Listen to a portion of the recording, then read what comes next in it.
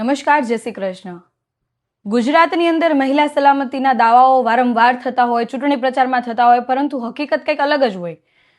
દર વખતે મહિલા સુરક્ષાને લઈને વારંવાર સરકાર ઉપર સવાલ થતા હોય। અમે આના પહેલા પણ આંકડાઓ સાથે અમે કીધું હતું કે દર વર્ષે એટલી મહિલાઓ સાથે દુષ્કર્મની ઘટનાઓ બને છે, એટલી છેડતીની ઘટનાઓ બને છે। હમણાં થોડા સમય પહેલા એટલે કે એક અઠવાડિયા અંદરની વાત કરું તો અઠવાડિયાની અંદર મહિલાઓની જે ઉત્તર ગુજરાતની અંદર 18 વર્ષથી નાની દીકરીઓ પણ ગર્ભવતી થઈ, આ આંકડાઓ ખૂબ ચોંકાવનારા હતા।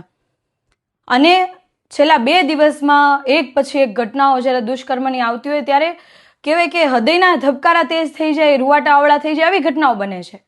આપણા શાંત સલામત ગુજરાતની અંદર ગાંધીનગર અને અમદાવાદમાં દુષ્કર્મની ઘટનાઓ બનતી હોય અને બીજી બાજુ ગૃહમંત્રી માત્ર ને માત્ર ફાકા ફોજદારીને વાયદા વચન આપતા હોય, ભાષણબાજી કરતા હોય।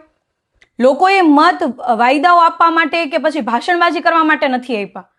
આટલા વર્ષોની તમારી સરકાર છે તો અત્યાર સુધી કેમ મહિલાઓ સુરક્ષિત નથી, આનો જવાબ આપવો જોઈએ। તમારે કડકમાં કડક કાયદાનો અમલ થવો જોઈએ।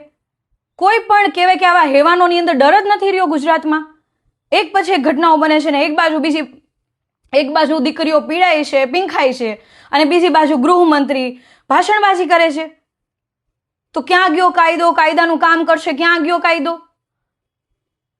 કેટલી હજી દીકરીઓને આવી રીતના પીખાવાનું બાકી છે? કેમ આ હેવાનોને ડર નથી આ સરકારનો? કારણ કે ક્યાંક ને ક્યાંક ગૃહમંત્રીની અને આખા ભાજપ સરકારની નિષ્ફળતા છે અને આ નિષ્ફળતાનો ભોગ ગુજરાતની દીકરીઓ, ગુજરાતની મહિલાઓ બને છે। તમે લોકો જો મહિલાઓની સુરક્ષા ના કરી શકતા હોય તો બીજી શું આશા અપેક્ષા રાખવાની સરકાર પાસેથી? શું આશા રાખી શકાશે? મહિલા સુરક્ષાની વાત કરવી, મહિલાઓને સુરક્ષા કરવી આ જવાબદારી હોવી જોઈએ, નૈતિક ધર્મ હોવો જોઈએ।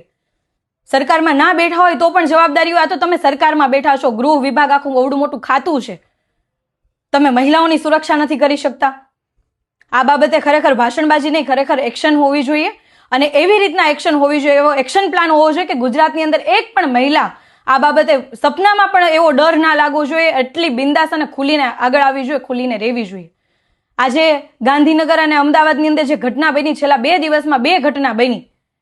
એક દીકરી સાથે 17 વર્ષની દીકરી સાથે હોટલની અંદર બળાત્કાર થાય છે, એમને હોસ્પિટલાઇઝ કરવામાં આવે છે, એમના રક્તસ્રાવ અતિશય વહી જાય છે અને છેલ્લે એ દીકરીનું મૃત્યુ થાય છે।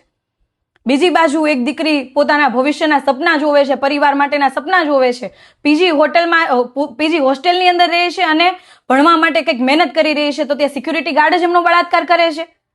આટલી આ હેવાનોની અંદર તાકાત ક્યાંથી આવે છે? કેમ કે તમારા કાયદાનો ડર નથી, એને તમારો કોઈનો ડર નથી, કેમ કે એને ખબર છે કે આ બધા નેતાઓ માત્ર ભાષણબાજી કરશે, ભાષણબાજી કરીને બધું પૂરું કરી નાખશે, એટલા માટે આ હેવાનોમાં ડર નથી।